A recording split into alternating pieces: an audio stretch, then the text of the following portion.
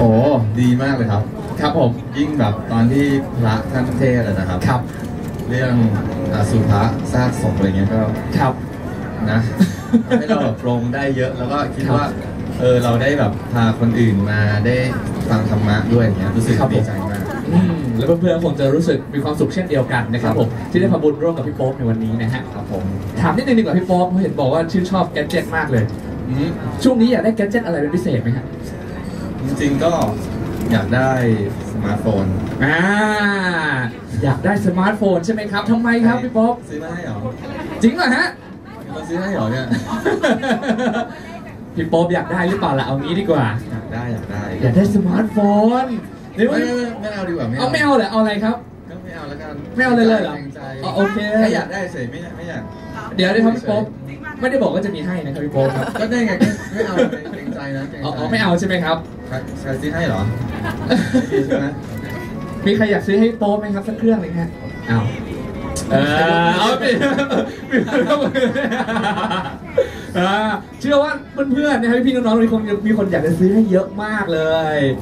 ผมเป็นความปรารถนาของพี่โป๊ปทั้งทีเนี่ยนะครับผมแน่นอนว่าไอทูมาของเราเนี่ยก็จะมีกิจกรรมนะฮะสำหรับลูกค้าของทางไอทูมาเองชื่อว่า Make a Wish ให้เพื่อนๆเนี่ยนะโหวตกันเข้ามาว่าแบบเฮ้ยพี่โป๊ปมาวันนี้เนี่ยอยากจะให้อะไรพี่โป๊ปเห็นพี่โป๊ปอยากได้สมาร์ทโฟนแบบนี้เราจัดให้ครับพี่โป๊ปครับนี่ Samsung Galaxy Grand 1ครับผมเอาไปเลยครับผมเชิญครับดีๆด้วยฮะสาดีใจเลยนะว่าเอาให้จริงๆกันเอาคืนนั้นไปเลยพี่โป๊ปเขาอ่ะอะไรเรามีตัวแทนนะฮะที่เรียกว่าชนะเลิศนะฮะจากMake a Wishโครงการนะฮะจากการโหวตนะครับจริงครับนี่ฮะชื่ออะไรครับชื่อกระต่ายนี่น้องกระต่ายน่ารักนะฮะพี่โป๊ปไหมไม่คือแบบว่าแฟนคลับเขาจะแบบว่าให้ดิวเป็นกระต่ายถ้าผมเป็นหมีอะไรอย่างเงี้ยกระต่ายจริงเหรอครับไม่ได้เมคนะฮะแล้ววันนี้ให้เขาใช่ไหมไม่ใช่ครับให้พี่โป๊ปครับไม่ใช่ให้เขาครับจริงเหรอจะพูดอะไรพี่โป๊ปหน่อยดีกว่าไหนๆเอามือถือมาให้วันนี้ครับคือจริงๆแล้วใช้ซัมซุงเหมือนกันค่ะเพราะว่าหน้าจอใหญ่ดีก็น่าจะเหมาะกับโบเพราะว่าเหมาะนี่คือเหมือนหน้าใหญ่เหมือนกันเลยฮะไม่ใช่คือบางทีคนเราหน้ายุ่งมากขึ้นเวลาแบบ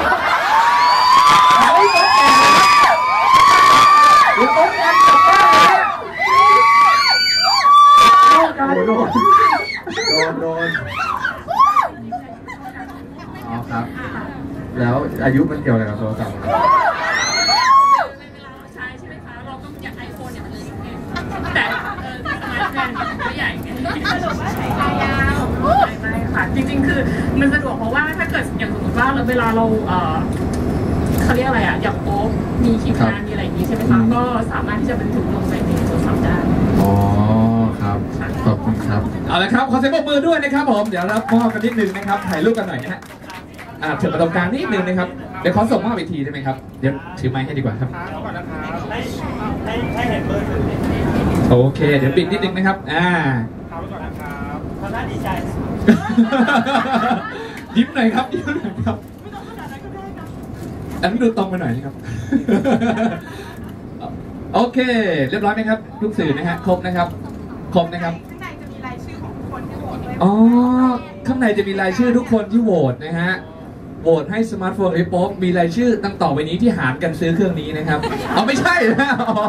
คนดูเยอะมากเลยคนหนึ่งไม่ได้กี่บาทพูดเล่นครับที่ทางไอทูมาร์ทมอบให้นะครับต้องเป็นแฟนโหวตกันมาขอเสียงปรบมืออีกรอบหนึ่งนะครับขอบคุณด้วยนะครับผมเดี๋ยวมอบให้โป๊ปนะครับนี่1 เครื่องครับพี่โป๊ปครับจัดให้จากแฟนๆครับถามพี่โป๊ปนิดนึงครับรู้สึกไงบ้างครับได้สมาร์ทโฟนกลับบ้านวันนี้ครับ